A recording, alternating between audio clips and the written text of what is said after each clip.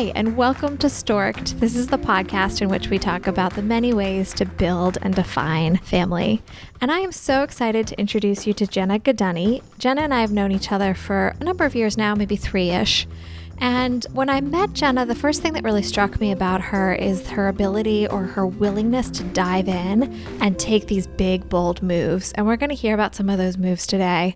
One in particular we're going to hear about is walking away from a relationship that wasn't serving her when her baby was 3 months old. So walking away from a relationship and stepping into single parenthood. She is also multi-hyphenate, and multi-hyphenate means that she just has a number of roles and things that she can do really well. She's multi-talented, and we're going to talk about that. We're going to talk about balance and how she thinks about balancing parenthood and all of her many talents. And finally, we're going to talk about race and ethnicity in her own adoption and how that influences the way in which she raises her daughter. So it's a fun episode. I really hope you like it. And if you do, share with friends. Don't forget to rate, review, subscribe, all that good stuff. And here is Jenna. Jenna, I am so excited to have you here today because when I think about you, I think about somebody who is juggling universes. Like you've got so many interesting things and simultaneously, you're bridging between what is expansive and what feels more comfortable and relatable to us. So specifically, I'm thinking how you integrate your healing practices and you integrate your yoga practices and you ground them in like cool hip hop stuff. And you make it contextualized in music and you contextualize it in like everyday things. So that's one of the things I love about you so much. And I know you bring that both into your professional life and your personal life. And we're here to talk about your family history and your family journey. So welcome. Thank you. I'm so excited. And Jenna, can you start by telling us a little bit about yourself? Okay. Just in general, everything about me. I think, something super unique about me is like you said, I'm very spiritual, but I'm also, I own a yoga studio. I own a brand of spiritual candles and I do spiritual events, but I also work a very serious corporate job. So I am a trained shaman. I'm a master yoga instructor. I am in my second year of Ayurvedic doctor school.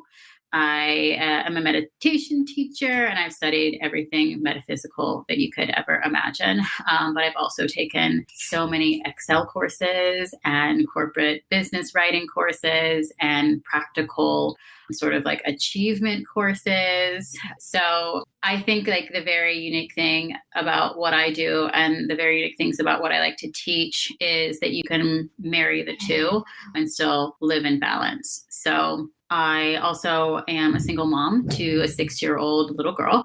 So that's fun. So balancing also being a mother that is very spiritual, but find it also important to empower in the physical world as well. So that's a fun way to raise a child.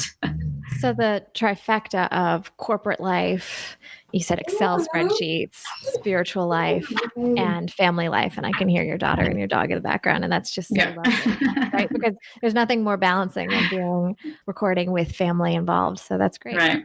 I'm really curious if you could tell us about what brought you to a place where balance was so important.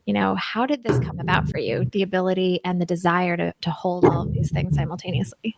I never think that you should allow yourself to have any sort of glass ceiling, right? So just because I can excel in spirituality doesn't mean that I also can't excel as a vice president or a director of a company and leading teams, in a corporate level with spirituality sort of attached to that. And there's no reason that you can't be a yoga teacher and sit in a boardroom, right? So I never allowed myself to limit myself. And we learned this in shaman school, that once you start identifying as one thing, you limit your possibility. So I never wanted to identify myself as just a yoga teacher, or just a spiritualist, or just a corporate leader. I never put myself in a box. So I just allowed every opportunity to come to me. And the ones that felt aligned for me are the ones that I took. So in doing that, you have to find some sort of balance in life because it is a lot to take on. And sometimes I sway one way for a little bit, and then I sway another way, and I, sort of forget to pick up my crystals, and I get like very zoned in, in corporate chatter. And then sometimes I'm like, I can't open my computer today. I need to like, take a day and meditate and journal and write. And so, I think balancing right brain and left brain is very important to me, and finding the balance and being able to not necessarily do everything, but be able to do all of the things that you feel passionate about. I like that. It's such good advice in general, however you construct your life, whether it involves family or it involves corporate life or whatever, doing what you're passionate about and carving out the space to follow the yes is a really beautiful piece of feedback. Yeah. Yeah. Well, so one of these pieces of identity that you chose to articulate for us, even though you said that you sort of eschew and don't love having identity monikers put on you, but one of the things that you mentioned is that you are a parent, a single mom specifically. Can you tell us about your path into parenthood? Yeah. So unconventional, right? Just like that is why you made this podcast, which I think is very beautiful. So I was in a very long relationship, 8 years at the time. Wow. And we had planned to get married. And in the intermittent of, actually doing that, we got pregnant. And of course, for me, it felt right to carry now Stella at the time. So we had plans to have the baby and get married. About 3 months after I gave birth to Stella, I realized that this was not the man that I wanted to marry. And this was not the relationship that I wanted to be in forever, which was probably the most difficult realization I've ever had in my entire life. Because, it's one of those scenarios where it's like your heart just says no, but your brain is saying yes. And it was like, we have a child and we've built a life together and all of this stuff, but like, I cannot live with myself knowing this is not the person. And there wasn't anything significantly wrong with relationship either. Was there something about becoming a mom that changed your perspective on your relationship? Yes. Becoming a mom really empowered me, as a woman and as a person, because I was like, okay, I now have a little girl who I literally have to lead my life as if every decision I make, she will eventually make. And when I stepped into that space of like, even if I don't think she's watching, she is watching. And at that time, if it's Stella decided to come to me with something like that, I would make that decision and let her know that it is okay to step away and it is okay to always listen to your heart. And maybe it doesn't always make sense, but you need to do what's in here. I knew I had to make that decision for myself, as difficult as that was going to be. And, and looking at my partner, who is her father, did not exude the qualities that I wanted to bring her up in. What were some of those? Like, what was the values? You're looking at this tiny baby. What do you want for her?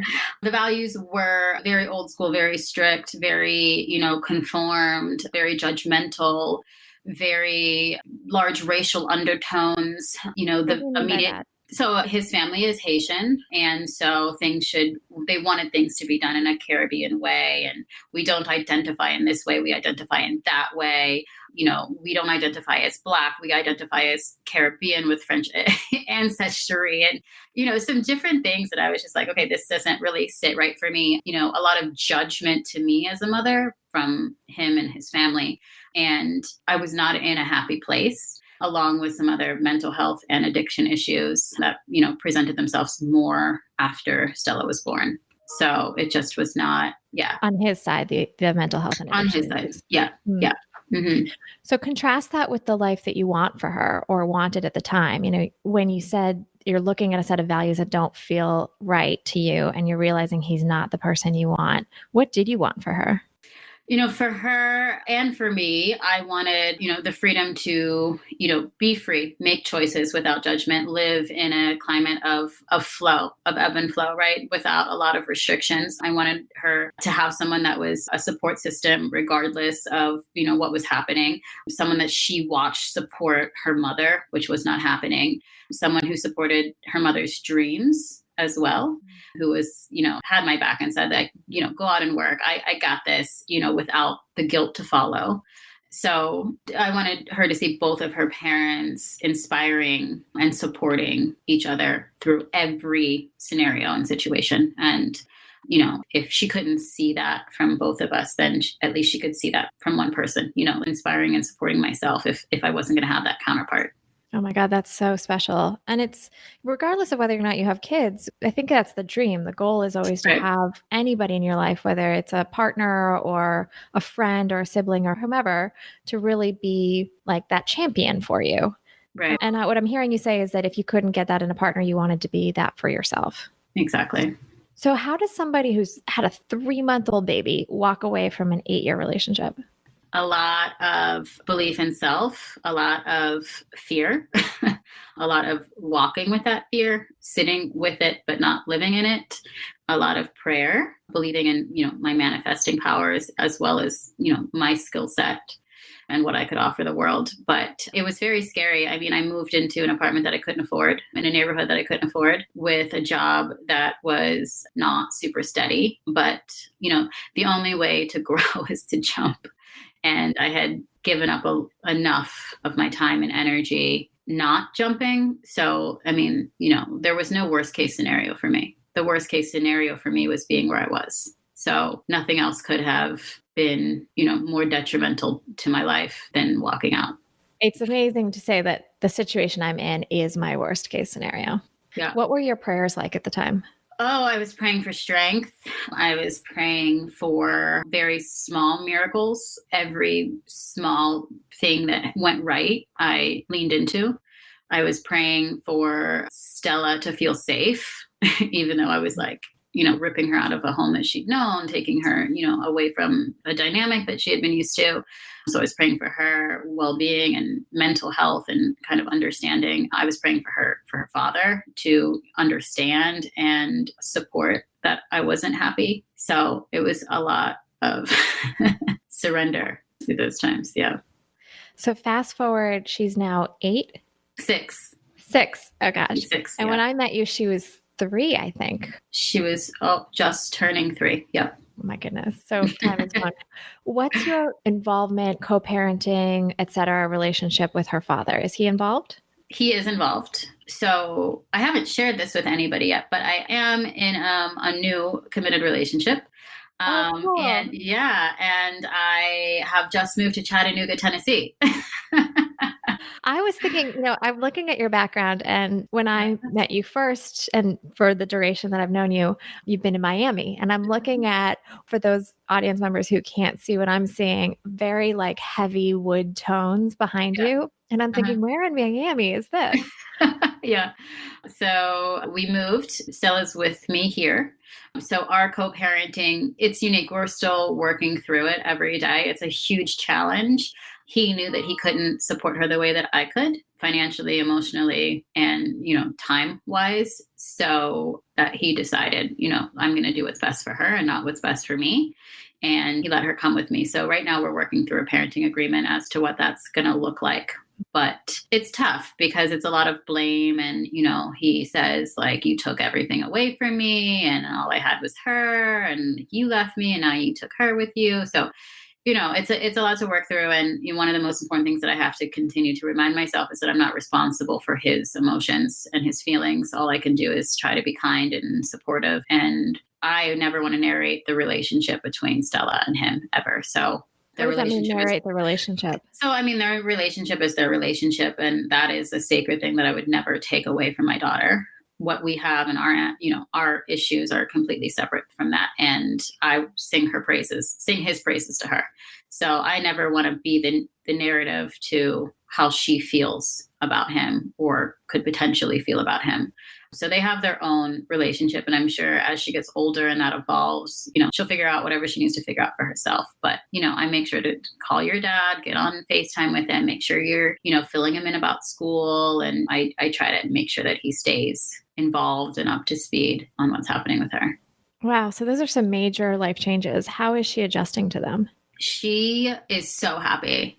She has a yard and a dog, and next door neighbor friends. And, the cost of living is much more attainable here. So we were able to put her in a really great private school where she's doing really well and making lots of friends. It's a Christian school, and she has like really leaned into learning about the Bible, which is very beautiful to see.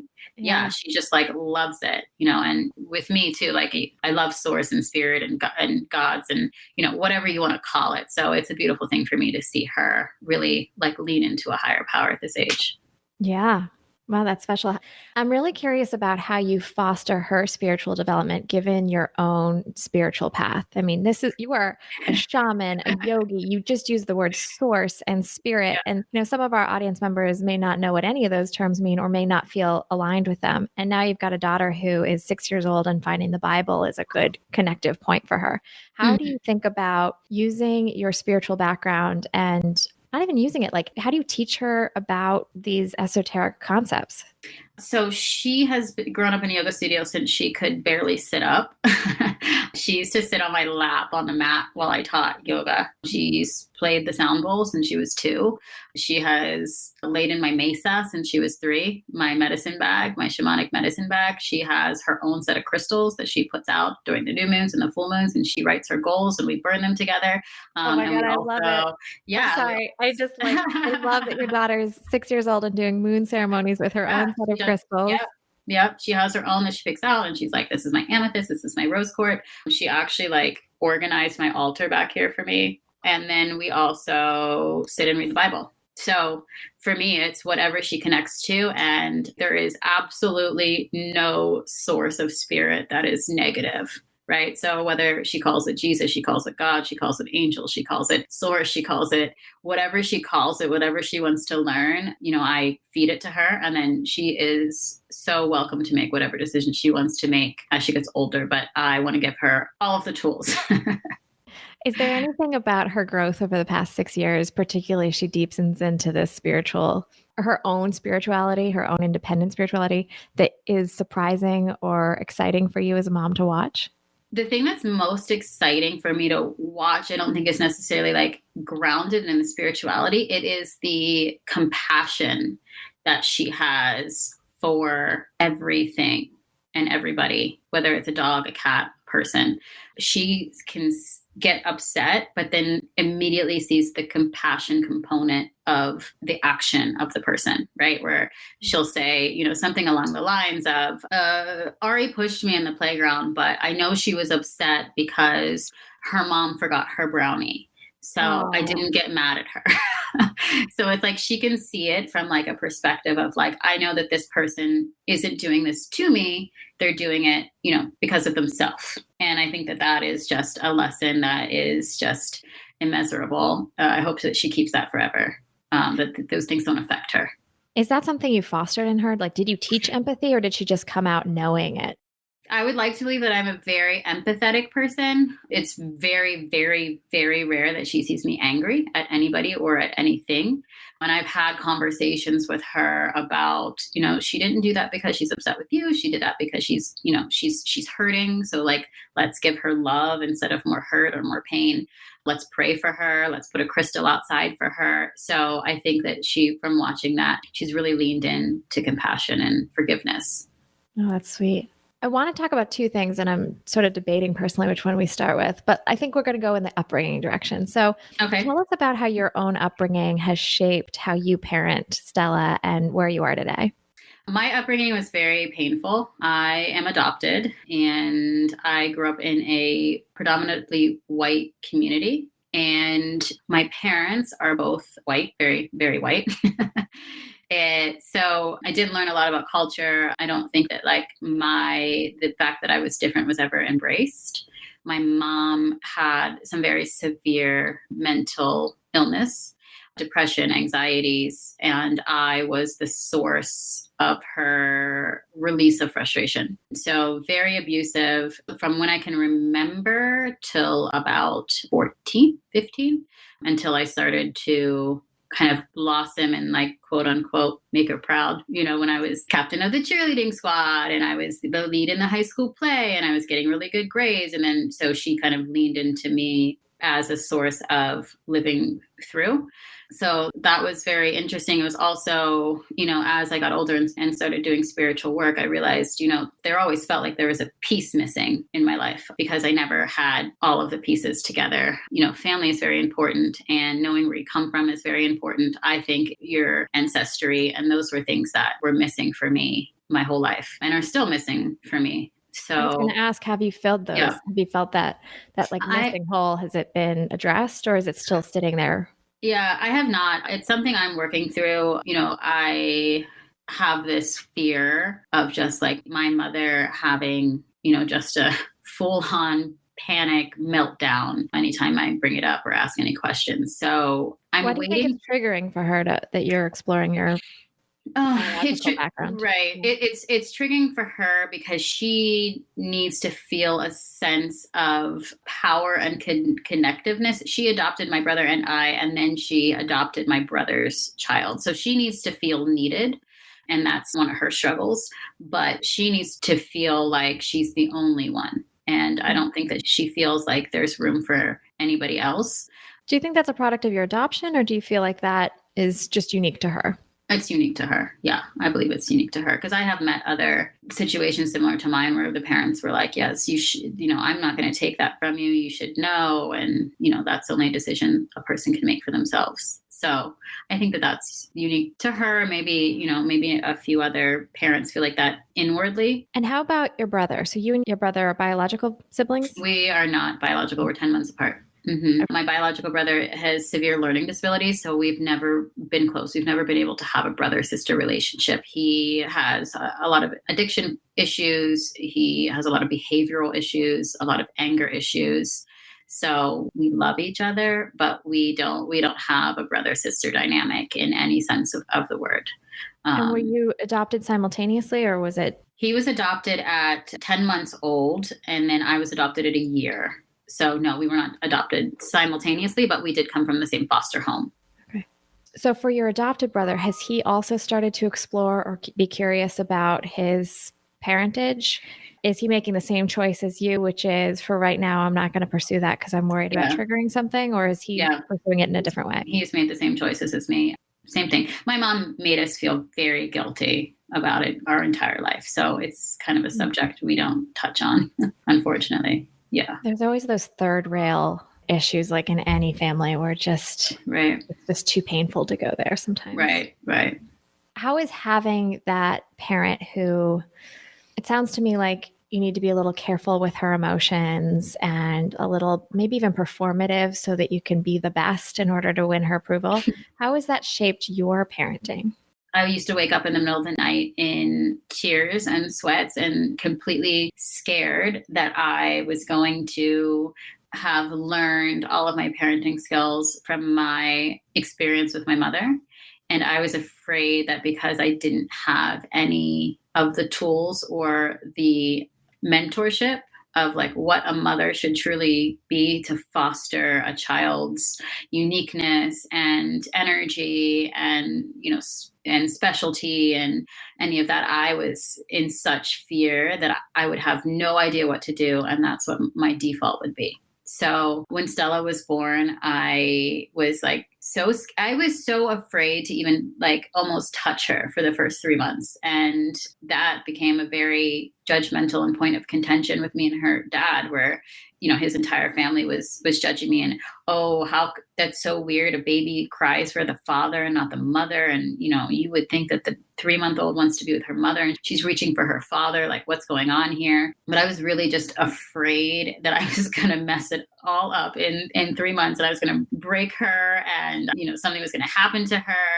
So there was a lot of fear around that. And then I really just leaned into my spirituality, leaned into my instincts, what I felt was right, leaned into her and kind of, it's really crazy when you really listen, your child really leads you. And so I did that and I allowed her to be more of an extension of me as opposed to a separation of me. So it was like, okay, well, I'm going to the yoga studio. She can come too. She can learn to sit on the mat. She can be here. If she cries, she cries. When she got older, it was like, well, yeah, she can come to brunch with me and my friends, and she can be here. It wasn't an inconvenience for having a child. Obviously, you have to foster their needs as children when they need naps and different things, but I never allowed her to be an inconvenience to me. So I never felt that she was. So there was never any sort of like frustration or moments of anxieties or resentment, because I never let her alter my life or my goals. I brought her along for the ride. So I think that really we kind of grew up together in a sense. She listened to my needs and she was there to support me, and I was there to support her. That's such a powerful description of early parenthood, the fear that comes along with early parenthood, and then moving through that by creating what is now a very tight bond. Yeah. Well, we just covered some really heavy topics. Let's go to a more fun one. Okay. Tell me about the new guy. Tell me about dating as a single parent for starters, and then ultimately introducing somebody new and wonderful to your daughter. Yeah. So dating as a single parent is tricky, and I would never, ever judge anybody for their decisions around that, because there is the balance of, yes, I need to protect and love my child, but I also need to protect and love myself. So I don't think that there is anything wrong with a parent getting a babysitter on the weekend and going on a date, or, letting their freak flag fly when they need to. Do you think that other people judge that?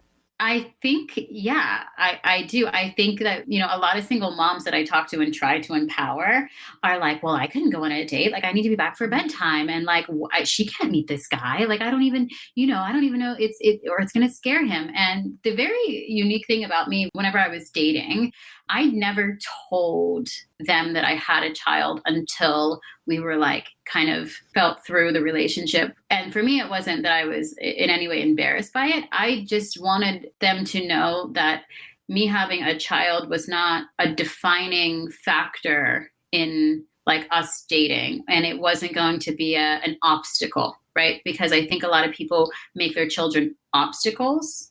So I never put any sort of restrictions on the relationship, right? Where it was like, when you're dating in the beginning anyways, you see each other, once or twice a week. That's a healthy kind of dating situation in my book. So it would be almost, 3, 4, 5 weeks. And then I would sit them down and say, by the way, I have a 5 or 6 or however old she was at the time, and I date for myself. I'm not looking for a father for my child. I'm not looking for you to immediately step up and step in. I'm just letting you know that because we are sharing more of our life and our path and who we are together. Yeah. So interesting, because I haven't ever heard that philosophy before, and I'm really fascinated by it. Some people use their kids as not a gating item, but almost like a baseline. If you're not okay with kids, do not even show up on my swipes or at my front door, or however it is that you're choosing to date, because I need to know at the very least that this is one component of my identity that you're okay with. But what you're saying is, I need to be seen for me, and then eventually we'll introduce this other very important part of my life. Right. Wow.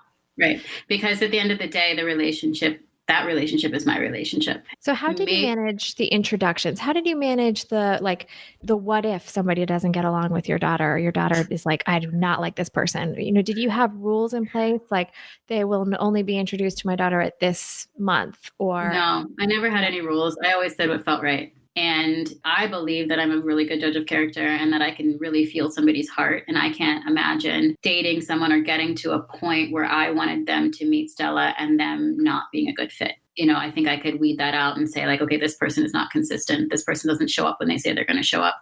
This person doesn't show up and support me. Then that person is ultimately not for me. But if this person is showing up, I can't imagine that they would not show up in every other aspect of their life. So once I got to that point with somebody, which I never did until now, then they would ultimately get to meet Stella. But with the relationship now, we dated for 6 months, but he always knew. He always knew. I was going to ask, what was his reaction when you said, guess what? No, we worked together. So yeah, we were having, like a drink after something we were doing at work, and we were just, talking.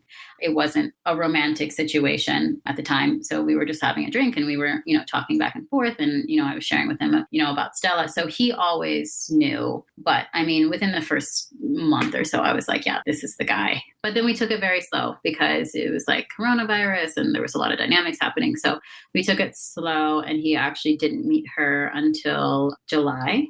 And so they met and hung out, and she just like, he like hung the moon for her. Like she is just, Oh, that's so cute. like he is everything, you know, like if she wakes up and is scared in the middle of the night, she calls him. She doesn't call me anymore. Like they're like buddies.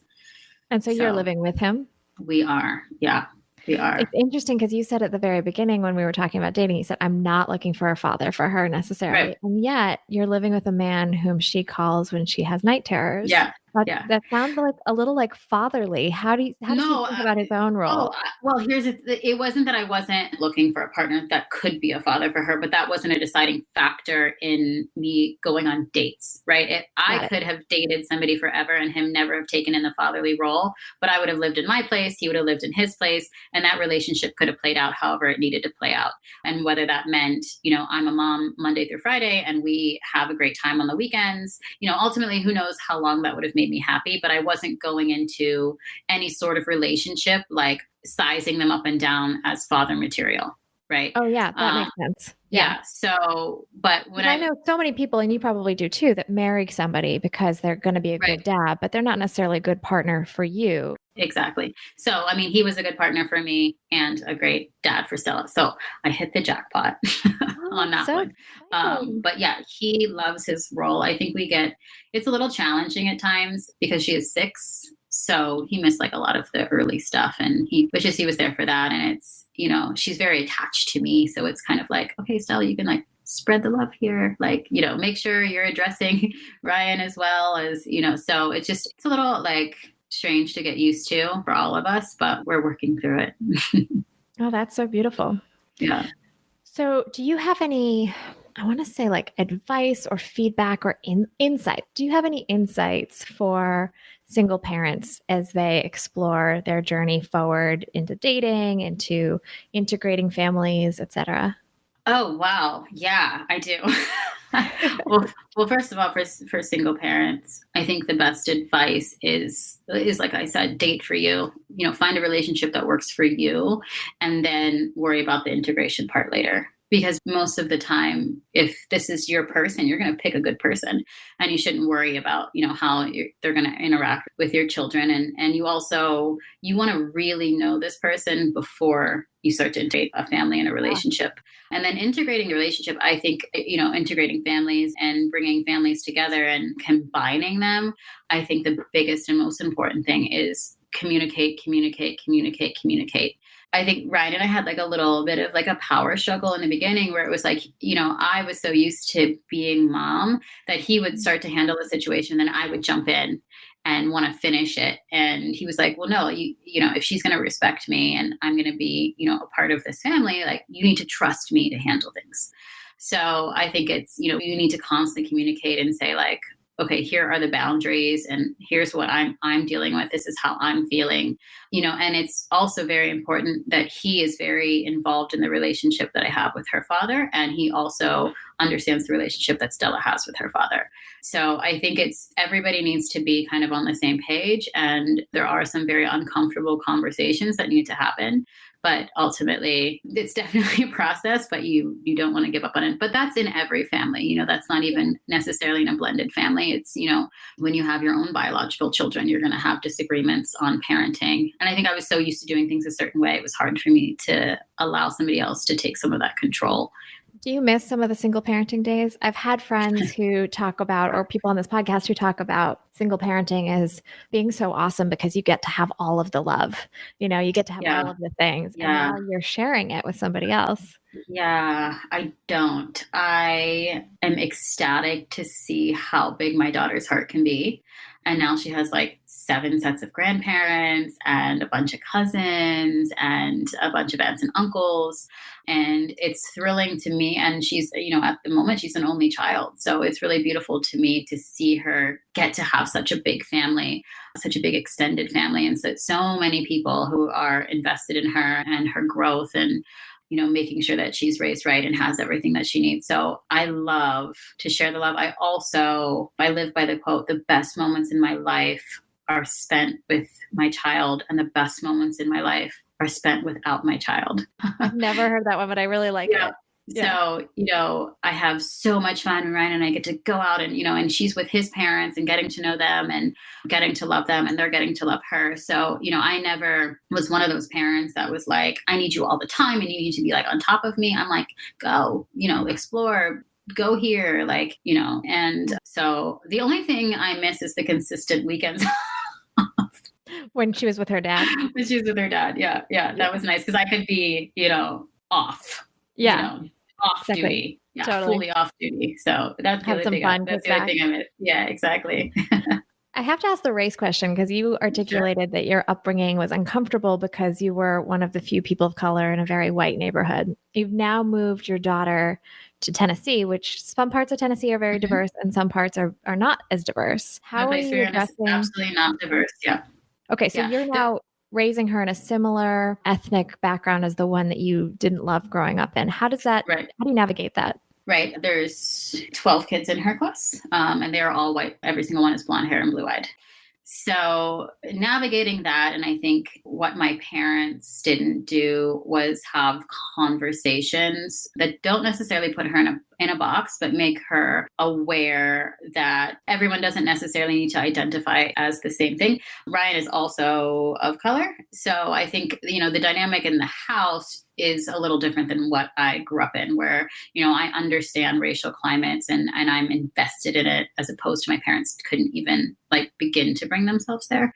We read a lot of books. Didn't have the language to have the conversation. Yeah, they didn't have the language to have the conversation. I also don't want her to see color. So I don't necessarily and I think that was one of the beautiful things about my parents was they literally didn't see color. So when all of this stuff happened, they were like, why are you upset? I don't understand. You've never been racially profiled, and you've never been called a name, and you've never been this and that. And I'm like, well, yeah, I have, but I am brown.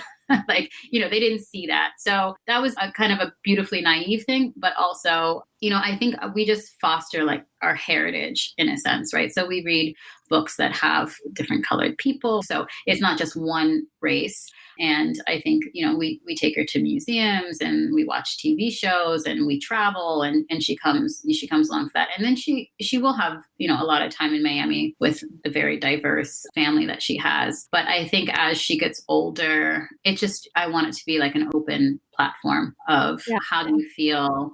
Do you feel out of place? Do you feel different? Do you want to talk about that? Do you feel you're treated differently? And how can we navigate that together to bring, more love into this situation and to help you battle that? Because do you think you're better equipped to handle the difficult conversations or to navigate the fact that she is one of the few children of color in her community because you are also of color? Or do you think there's something about our environment that has changed to make things like finding books and dolls and resources to give her that show other people of color more readily? Yeah, I don't think I have the resources. I think it helps that she can look and see me as this successful and strong woman of color.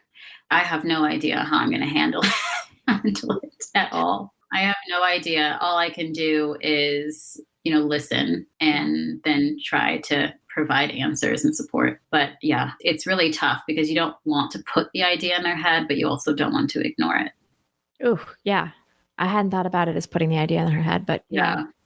Wow, that's some heavy future parenting decisions. Yeah. I respect that. It is. Yeah. So just a few last questions to wrap up. One of the key questions that I ask everyone on this podcast, okay. How do you define family? If you could give me a couple words or a sentence, what is your personal definition of the concept of family? Ever growing, ever evolving. I mean, it's interesting for me because family to me has never been defined, right? So I've never had an actual blood relative until I had Stella. So for me, friends have been family. Ex-boyfriends have turned into family. Stella's friends have turned into family. So I think it's in just an ever-growing sense of love, and that can never be defined. And it's almost, just what is the 8 Oh, it's The like the infinity sign? infinity. Yes. Yeah. Yes. That's what I feel family is to me. I have friends that I felt like have been family and then have, gone on another path or we've grown apart, but that doesn't make them any less a part of my family journey. So yeah, I just think it's just an infinity loop of people who really touch your heart. And I don't think it can ever be defined. I like that. People who touch your heart. And it's such an expansive definition, right? Like, Yeah. So I don't think it's ever, it's not, well, if I don't have a baby, I don't have family. If I don't have this, I don't have family. There's so many definitions of it. And I've never really stopped to think, well, this is my family, this is my family, this is not my family. And I think that that's a unique position that an adopted child has because you just kind of fit into that dynamic. I didn't have to be born through somebody to have them as family. yeah, I like that.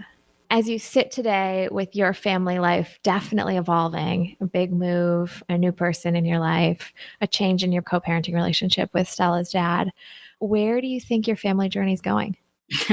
Well, I would love to have another baby, get married, and then see where life goes. It's interesting because Ryan's family was a foster home. So they fostered like over 100 children. So, and his sister is adopted. So it's weird how like our worlds kind of came together. So maybe we would have some sort of scenario like that in the future as well.